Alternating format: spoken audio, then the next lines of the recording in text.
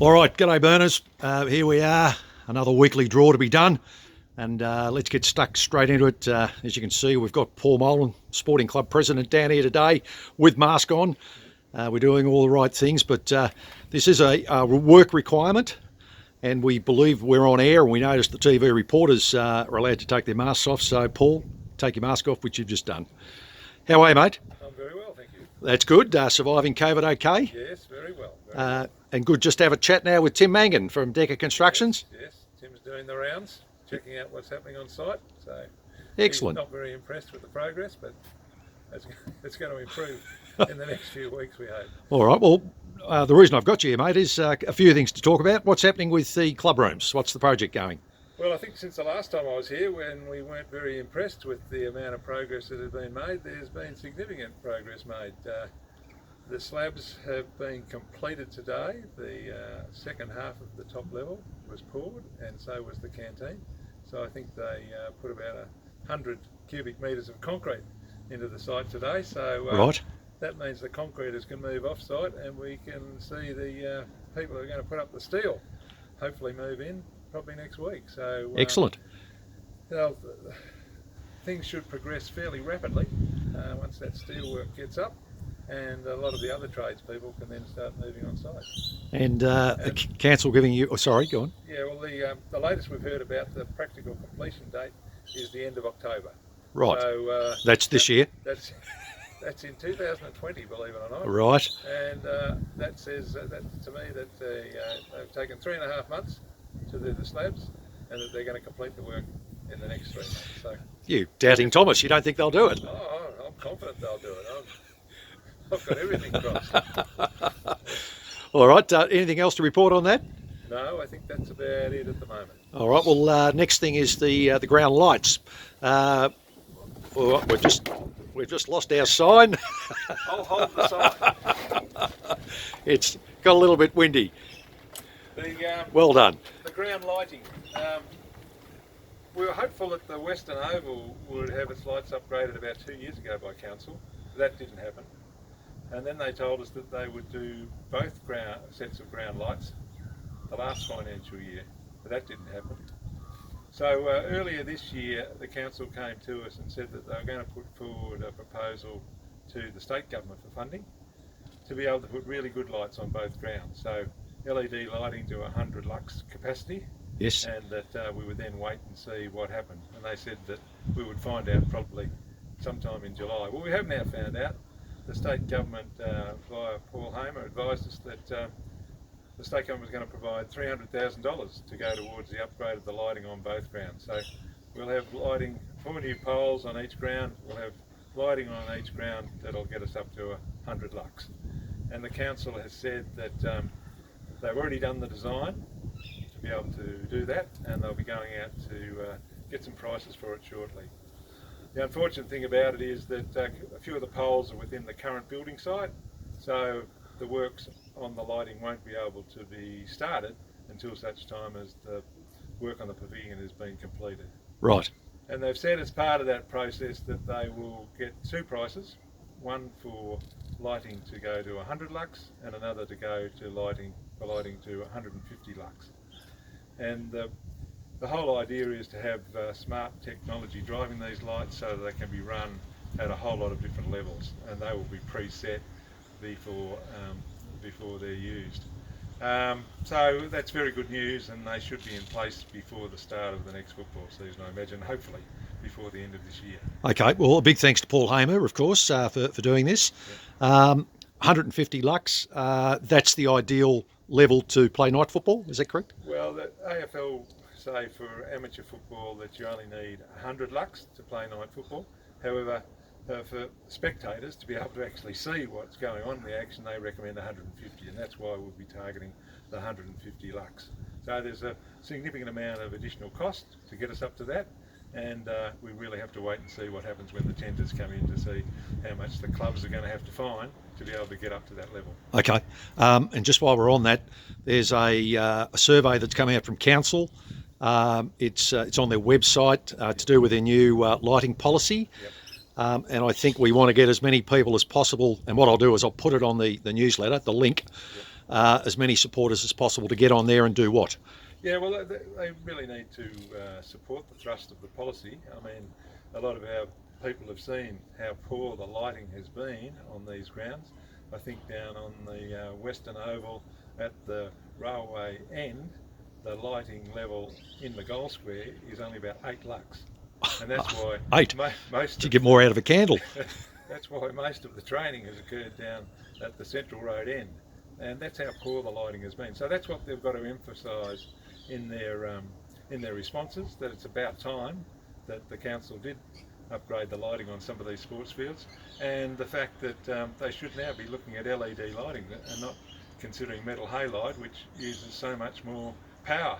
And of course that's going to provide savings for the clubs, because these are much more energy efficient, these LED lights. Should they make any comment about 150 lux in night football or not? I don't think that's probably necessary at this time, but they can make whatever comments they like. You know, they could say that clubs like big clubs like Blackburn, who have got so many teams and got to stretch the use of the grounds, it would be beneficial to have 150 lux so that we can have the women playing games on a Saturday as well as the men.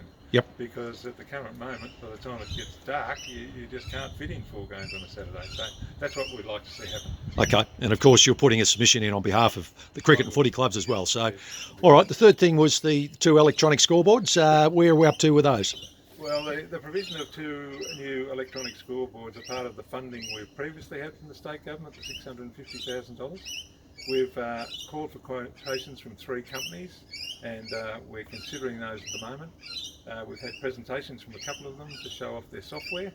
I think the only thing we really want to do now is have a look at them where they've already been put in place in a couple of sites, just to confirm what we already know about them and to get some feedback from people at those sites. They've got some restrictions on how quickly that can be done as well, because of course they've got to feed into the pavilion. The council doesn't want them to be put in place until after this works are completed, so that delays everything until the end of the football season at least, and probably till the end of the works here are finished. But that's proceeding pretty well, and we're just waiting on some additional feedback on lead times, because a lot of this technology comes from China these days, so there's all sorts of delays happening. But hopefully that'll all be in place before the end of the year as well. So there'll be 1 new scoreboard on the lower ground in much the same position as the existing timber scoreboard. Yep. There'll be a new scoreboard on the top ground up on the hill near where the 2 seats look over the oval. Okay. Yep. Excellent. All right, Paul, thank you very much for that update. Next thing we're going to do is we're going to do the House of Golf $100 voucher draw. So that sign, you might have to lay it down somewhere or see what you can do to...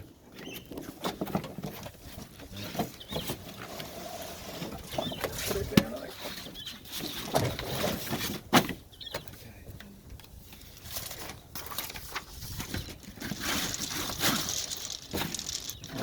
Okay, anti-clockwise.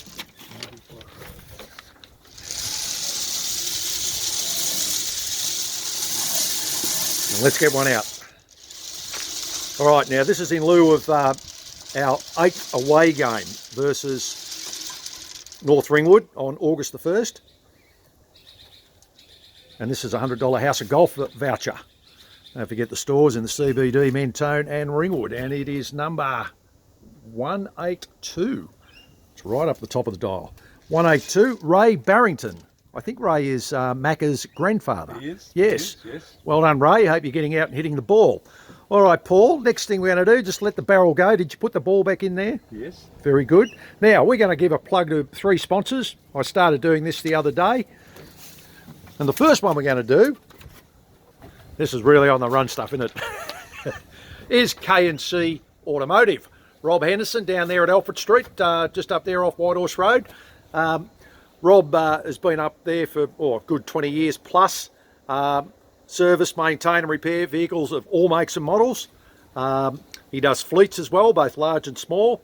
He's also a licensed vehicle tester, and he also does roadworthy certificates. I take my car there, does a great job for me. So can I recommend to any of the Red Army, if you're looking for a place to go and get your car serviced or repaired, give Rob a ring and get your car down there.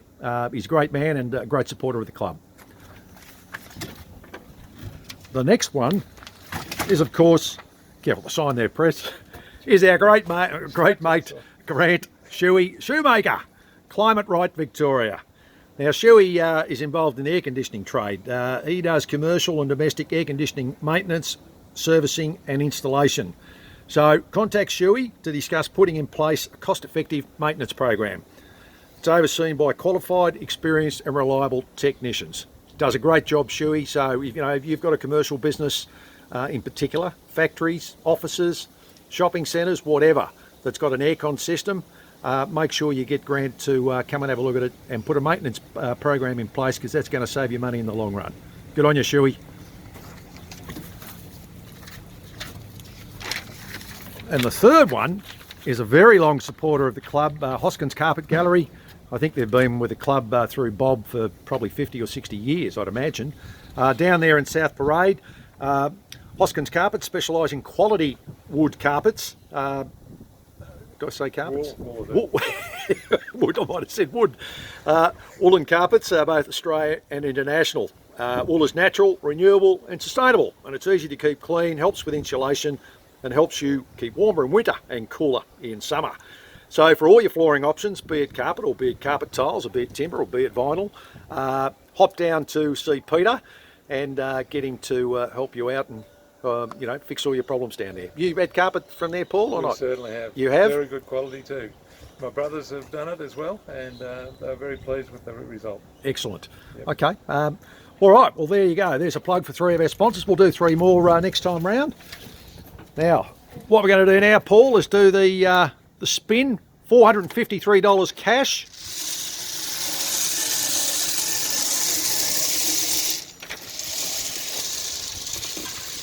Away game number 8. We are socially distancing, just in case I've got a mask on. All right, now that's number 6. You're happy with Looks like 6 to me. Looks like 6 to you? Yep. All right, number 6 is Dermy's greatest critic, and that is Neil Johnston. He's going to be very, very happy to have run $453. All right, well done, Neil. Congratulations. I'll be in contact, mate. Oh, what do you got there, mate? Looks like rain. Oh, Look at that. blue skies and sunny, but yeah. They even cover my girth. Well, that's a fantastic I think umbrella. Sheriff could actually get under here with me as well. Yes, I might buy one of these. Excellent, mate. That looks good. If you want a brolly, contact me or Casey, and we'll look after you. All right, Paul. Anything else that you think we've missed or I not? think we've covered everything. All right, mate. Thank you very much to the Red Army once again. Thank you very much for supporting the club this year in difficult times. Stay COVID safe, and we'll be in touch again next week. Thanks very much.